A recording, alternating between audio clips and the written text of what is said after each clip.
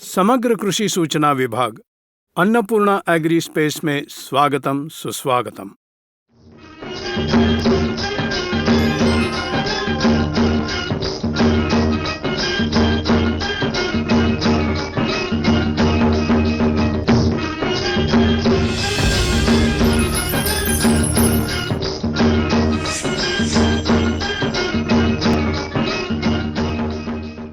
इस विभाग में हम द्वितीय पोषक तत्व जैसे कैल्शियम, मैग्नीशियम, सल्फर इन्हें कौन सी अवस्था में कितनी मात्रा में देने हैं इसके बारे में हम आज बात करेंगे।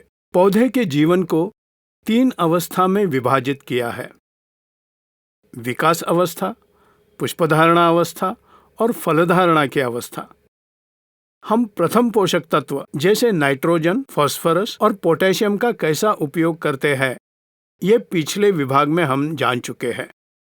इसी चार्ट को हम ऐसे ही रखकर इन द्वितीय पोषक तत्वों को उनके साथ साथ कैसे उपयोग करना है, ये प्रथम पोषक तत्वों के साथ द्वितीय पोषक तत्वों को कैसे इस्तेमाल करना है ये हम अब जानेंगे। प्रथम अवस्था, उसमें नाइट्रोजन की मात्रा अधिक इस्तेमाल करनी है, फास्फोरस और पोटेशियम को कम इस्तेमाल करना है। जैसे ये नाइट्रोजन वृद्धि के लिए सहाय करता है, वैसे ही मैग्नीशियम भी पौध वृद्धि में अधिक सहाय करता है। इतना ही नहीं, हमने इस्तेमाल किए हुए नाइट्रोजन को पौधा अच्छी तरह ग्रहण करने में भी इस मैग्नीशियम का उपयोग होता है। इतना ही नहीं, नाइट्रोजन को उत्तेजित करता है। इसीलिए हमें वृद्धि अवस्था में मैग्नीशियम अधिक मात्रा में इस्तेमाल करना चाहिए। उसके बाद सल्फर। ये सल्फर फूल ना झड़ने के लिए, व्याधि निरोधक शक्ति बढ़ाने के लिए, कीट निवारण के लिए अधिक उपयोगी होता है। पुनरुत्पत्ति की शक्ति बढ़ाने के लिए सल्फर का उपयोग अधिक होता है। इसीलिए सल्फर को हम दूसरी अवस्था मतलब पुष्पधारणा में अधिक उपयोग करना चाहिए। अब कैल्शियम, ये फलधारणा के लिए, उसके बाद जो फल पूर्णतः फल में परिवर्तित होने के लिए, उतना ही नहीं, उसका बड़ा आकार आने के लिए, फल वजनदार बनने के लिए, त्वचा मजबूत होने के लिए और फल की रक्षा करने के लिए। फल की बाहरी त्वचा मजबूत करके फल को सुरक्षित रखने के लिए ये कैल्शियम बड़ी भूमिका निभाता है। इसीलिए तीसरी अवस्था जो फलधारणा की अवस्था है, उसमें कैल्शियम को अधिक इस्तेमाल करना चाहिए। अब इसके बारे में हमें स्पष्टता आ गई। मतलब वृद्धि अवस्था में मैग्नीशियम को अधिक इस्तेमाल करना चाहिए, पुष्पधारणा में सल्फर का उपयोग अधिक करना है और फल धारणा में कैल्शियम को अधिक इस्तेमाल करना है। अब हम प्रथम पोषक तत्वों के उपयोग के बारे में बनाया इस चार्ट को हम द्वितीय पोषक तत्वों में कौन सा पोषक तत्व उपलब्ध होता है, उसका उपयोग कैसे करना है, ये हम जानेंगे। मुख्यतः मैग्नीशियम हमको मैग्नीशियम सल्फेट के रूप में मिलता है, MgSO4 के रूप में मिलता है। जैसे पहले मैंने बताया है, प्रथम पोषक तत्वों का हम 1 एकड़ के खेत में जितना उपयोग करेंगे, उसमें का आधा हिस्सा द्वितीय पोषक तत्वों का करना चाहिए। मतलब हम 50 किलो यूरिया इस्तेमाल करते हैं तो 25 किलो मैग्नीशियम सल्फेट का हमें इस्तेमाल करना चाहिए। 25 किलो कैल्शियम नाइट्रेट इस्तेमाल करते हैं। सल्फर की बात हो तो 80 से 90%, मतलब 80 और 90% सल्फर मार्केट में उपलब्ध है। उस सल्फर को 3 से 4 किलो इस्तेमाल करना है। अब इस मैग्नीशियम सल्फेट को वृद्धि अवस्था में, प्रथम अवस्था में हम जैसे नाइट्रोजन, फास्फोरस और पोटेशियम को इस्तेमाल करते हैं, उसके साथ साथ ही मैग्नीशियम सल्फेट को 25 किलो इस्तेमाल करना चाहिए। नहीं तो 15 किलो प्रथम अवस्था में और 10 किलो द्वितीय अवस्था में मैग्नीशियम सल्फेट इस्तेमाल करना चाहिए।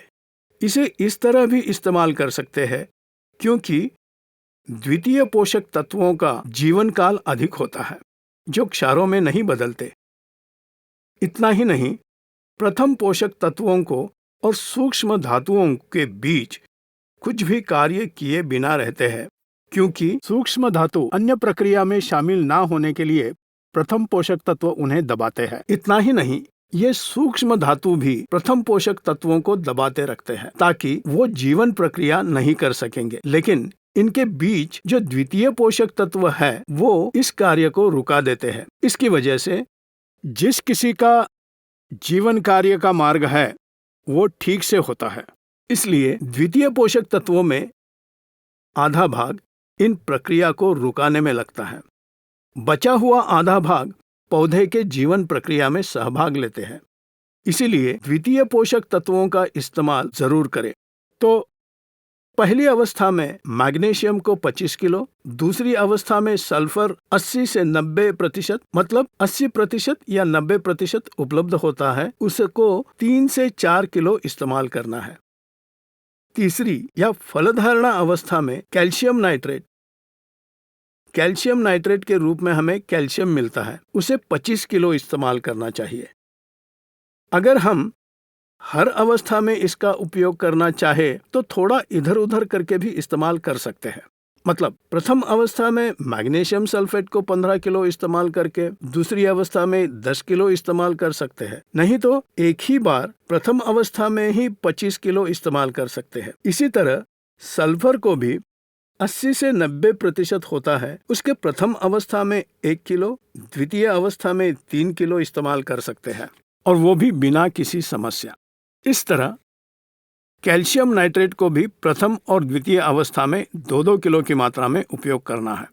आखिरी अवस्था में 20 से 21 किलो या 25 किलो इस्तेमाल करने से कुछ भी समस्या नहीं होगी। इन्हें हमारे सुविधा के अनुसार इस्तेमाल करना चाहिए, थोड़ा इधर उधर चलेगा, क्योंकि उनका जीवन काल अधिक है और वो क्षारों में बदलते नहीं हैं। क्षारों में ना बदलकर जमीन की मृदुता को बढ़ाते हैं। इतना ही नहीं, प्रथम पोषक तत्व और सूक्ष्म धातुओं के बीच जो दबाव तंत्र होता है, मतलब अपोज करना, एक दूसरे का विरोध करना, मुल्डर चार्ट मिलता है। इस मुल्डर चार्ट में कौन सा तत्व दूसरे कौन से तत्वों पर दबाव डालता है, मतलब उनके जीवन कार्य किए बिना रुका देता है, ये सभी मुल्डर्स चार्ट में दिया हुआ होता है। ये सभी बहुत संभ्रमित करता है, इसीलिए इसे आसान बनाता हूं मैं। ये द्वितीय पोषक तत्व, प्रथम पोषक तत्व और सूक्ष्म धातुओं के बीच रहकर एक दूसरे के बीच रुकावट डाले बिना जीवन कार्य शुरू रखने में इन द्वितीय पोषक तत्वों की भूमिका बड़ी होती है। इसीलिए हम इन्हें अवस्था के अनुसार कैसे इस्तेमाल करना है इसे जान चुके हैं। मतलब प्रथम अवस्था जो वृद्धि अवस्था है, उसमें मैग्नीशियम ज्यादा चाहिए और पुष्प धारणा में सल्फर ज्यादा चाहिए और फल धारणा में कैल्शियम ज्यादा चाहिए। 5 किलो इधर उधर होने से कोई समस्या नहीं आएगी, लेकिन हमें इस्तेमाल जरूर करना है। एक फसल की अवधि में, मतलब 90 से 120 दिन के फसल में 25 किलो मैग्नीशियम, 80% होने वाला सल्फर कम से कम 3 किलो, कैल्शियम नाइट्रेट 25 किलो इस्तेमाल करना जरूरी है। इसका अमल करने से हमें अधिक पैदावार मिलेगी और हमारी जमीन का स्वभाव बदले बिना उसका रक्षण भी होगा। इसीलिए हर किसान को इन द्वितीय पोषक तत्वों को 3 अवस्था में दिया जाएगा, ये आश्वस्त करना चाहिए। अभी से हर किसान को 90 से 120 दिन के फसल में 25 किलो मैग्नीशियम सल्फेट, 80 से 90% sulphur 3 kilo, calcium nitrate 25 kilo, ये 3 जरूर इस्तेमाल करना चाहिए। अगर फसल 125 से 180 दिन की हो तो उसे 2 हिस्सों में देना चाहिए। मतलब मैग्नीशियम सल्फेट को 50 किलो इस्तेमाल करना है और सल्फर 80 से 90% सल्फर को 3+3 के हिसाब से 6 किलो इस्तेमाल करना है, और कैल्शियम नाइट्रेट 2 हिस्सों में यानी 25+25 ऐसे 50 किलो इस्तेमाल करना है। हर अवस्था में मैंने जैसे बताया है, हमें उर्वरक उपयोग करने में हर एक मात्रा में 15 से 20 दिन के अंतराल से अवश्य देना है। इसलिए पौधे के जीवन चक्र में शामिल होने वाले इन द्वितीय पोषक तत्वों की भूमिका 3% होती है। सॉइल कंडीशनर को कैल्शियम, मैग्नीशियम, सल्फर को हर किसान ने उपयोग करना अनिवार्य है। अभी से आप इन द्वितीय पोषक तत्वों का इस्तेमाल करेंगे ऐसी आशा करता हूँ। अन्नपूर्णा एग्री स्पेस के आदर करने वाले किसान भाइयों को धन्यवाद। आप इस अन्नपूर्णा एग्री स्पेस को सब्सक्राइब कीजिए और नोटिफिकेशन के लिए बाजू वाले बेल आइकॉन को दबाइए। इतना ही नहीं, आपके प्रश्नों को कमेंट बॉक्स में भेजने से आपके सवालों का आपको जवाब मिलेगा।